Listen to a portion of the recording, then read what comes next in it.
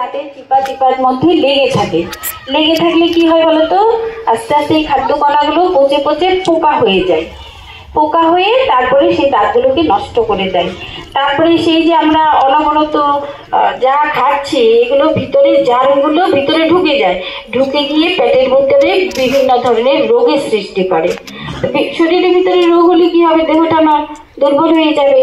দেহ দুর্বল হয়ে গেলে মনটা খারাপ হয়ে যাবে। মনটা খারাপ হয়ে গেলে আমরা ভালো কাজ করতে পারবো না, তাই না বলো? তাহলে সেই জন্য বলেছে সকালবেলা ঘুম থেকে উঠেই ভালোভাবে দাঁতটা ব্রাশ করেছো কিনা। তাহলে আমাদের ব্রাশ করতে লাগবে, ভালো করে লাগবে না? তারপরে আরেকটা নিয়ম আছে, আসন মুদ্রা নিয়মিতভাবে করিয়াছো কিনা। আসন মুদ্রা মানে বোঝো? আসন মুদ্রা মানে ব্যায়াম নিয়মিতভাবে অভ্যাস করিয়াছো কিনা। দেখো ব্যায়ামের কথা এখন তোমরা ছোট ছোট সবাই জানো, তাই না? ব্যায়াম করতে হয়, তোমরা টিভিতে দেখো, মোবাইলে দেখো, মানুষের মুখে শুনতে পাও। ব্যায়াম করলে কি হয় বলো তো?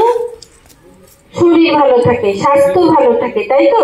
শরীর ভালো থাকে, স্বাস্থ্য ভালো থাকে, তাই আমরা নিয়মিতভাবে ব্যায়াম করতে হয়। এই যে ব্যায়াম শব্দটা, এই যে আসন শব্দটা, এই যে আসন মুদ্রা ব্যায়াম যোগাসন, এই যে শব্দগুলো, এই শব্দগুলো এখন যেমন তোমরা জন্ম হয়েই শুনতে পাও, আমরা তখন এই শব্দগুলো শুনতে পাইনি।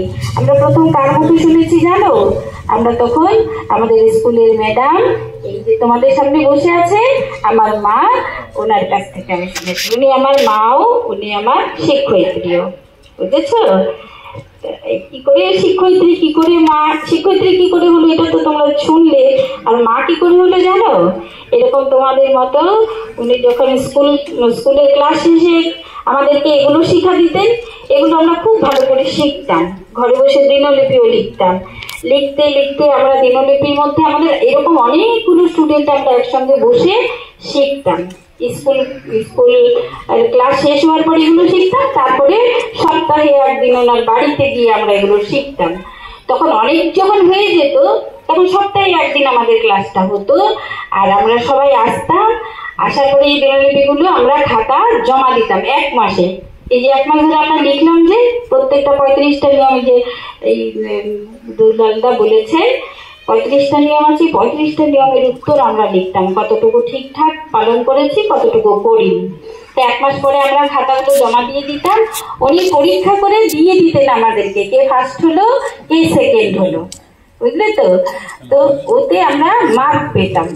তারপরে দেখো এই করে করে কি হলো, আমরা আস্তে আস্তে দিনলিপি লেখা শিখে গেলাম, আসন মুদ্রা করা শিখে গেলাম, আসন মুদ্রা করলাম।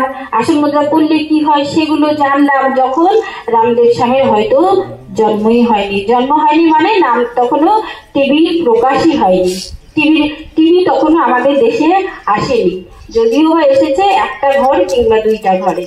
তা আমরা এই আসন মুদ্রা ব্যায়াম এই কথাগুলো আমরা আর কারো কাছ থেকে শুনতে পাইনি। আমরা প্রথম এই আমার মা, আমার ম্যাডামের মুখ থেকেই প্রথম শুনেছি।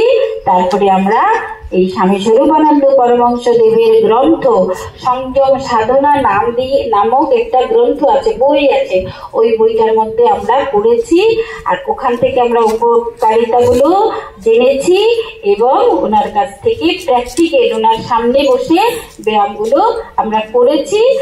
আর এরকম আজকে যেমন একটা সভা হচ্ছে না, এই যে সভা তোমরা সবাই এখানে বসেছো, আমরা উপরে বসেছি, তখন আমরা এরকম এখানে বসতাম, আর এই আমাদের ম্যাডাম, আমার মা, অন্যান্য জায়গা থেকে এরকম লোক আসতো, তারা আমাদেরকে এই কথাগুলো বলতেন, সঙ্গে উনি এগুলো সব অ্যারেঞ্জ করতেন।